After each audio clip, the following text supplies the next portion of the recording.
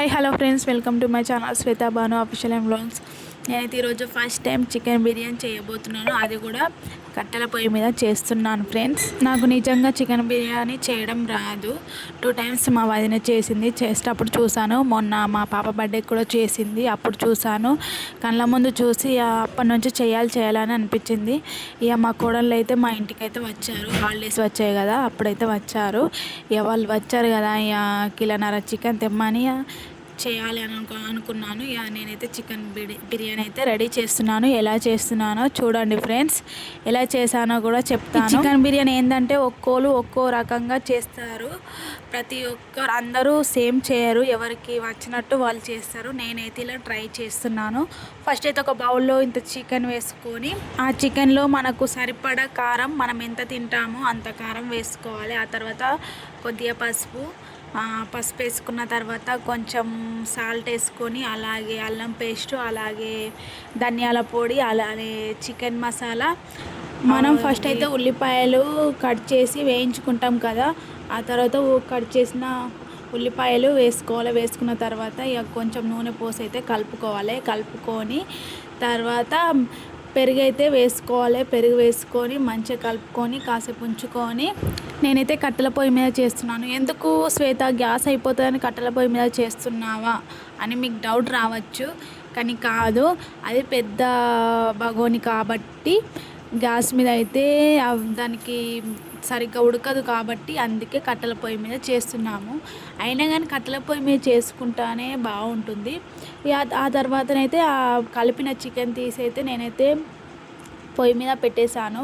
కొంచెం చికెన్ ఉడికాక ఇక తీసి పక్కకైతే దించేసాను అన్నమాట. ఆ తర్వాత ఇంకొక బగోని పెట్టి అయితే ఇక బగారైతే వేసాను.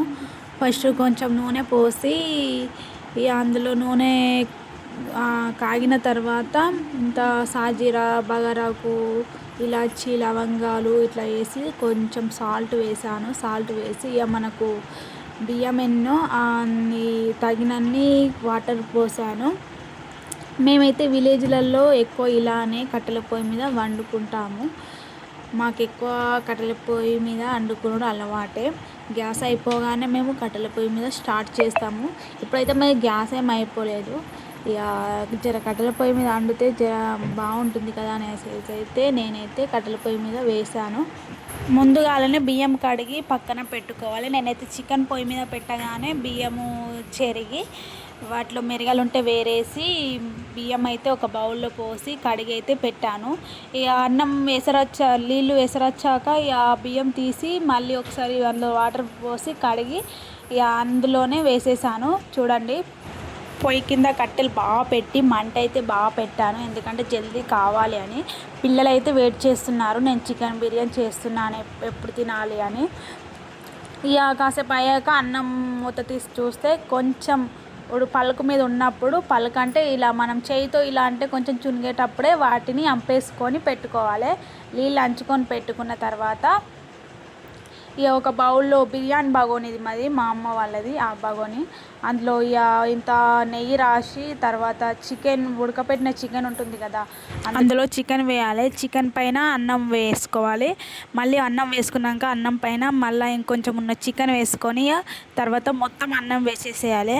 మొత్తం అన్నం వేసిన తర్వాత ఉల్లిగడ్డలు ఉంటాయి చూడండి, వేయించినవి ఉల్లిపాయలు, అవి మీద వేసుకోవాలి. బ్లాక్ కలర్ వేయించుకుంటాం కదా, అవి మీద వేసుకొని ఇక కలర్ ఫుడ్ ఉంటుంది కదా, ఆ కలర్ అయితే నేను మిల్క్లో కొంచెం కలిపి అయితే ఒక గ్లాస్లో పోసాను.